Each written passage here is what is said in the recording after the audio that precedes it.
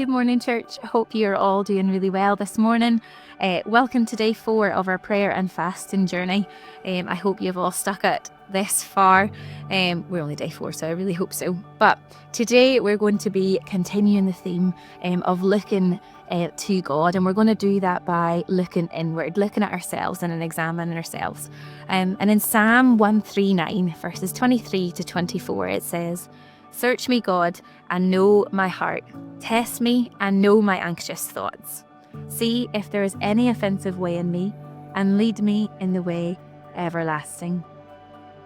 You know, we live in a world where it's all about external appearances. It's all about putting our best front on. It's all about putting our highlight reel out there, and we always want to show our best sides. And quite often that can mean in the workplace, or even in our friendship groups, in our families, or even in church. Sometimes we can put on a mask. We can pretend that we're doing maybe a lot better than what we actually are, or we're pressing into God more than maybe what we actually are, and have this front on the whole time.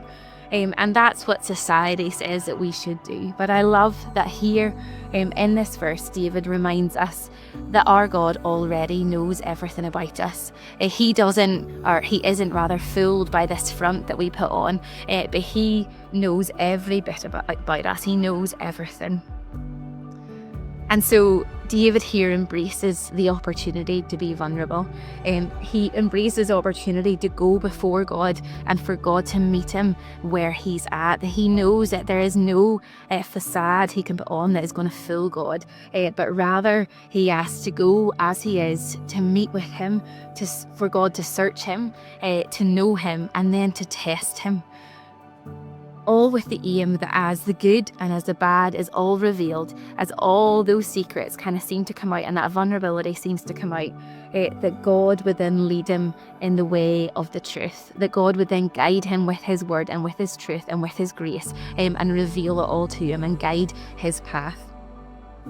You know, it reminds me of the verse in Psalm 51. It says, "Create in me a clean heart, O God, and renew a right spirit within me." How lovely it is to know that we're not just asking God to search our hearts and to reveal everything that's there, but actually that God can then take all of that, clean it, purify it, and guide us in a path in the way that he wants us to go. And so I wonder, church, if today we could take a moment just to pause and not just try to impress God, but actually allow him to come in, to be vulnerable before him and say, "Lord, you know what? We need help.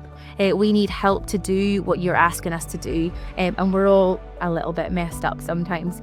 So Lord, would you come in? Would you meet with me? Would you clean me from the inside out? Would you test my every thought and my every action? And Lord, make me more obedient to you and what you have called me to do." So take some time today, be real with him, and get him to speak to you. Because the moment we are vulnerable with God, we allow him to change us from the inside out. Have a lovely day.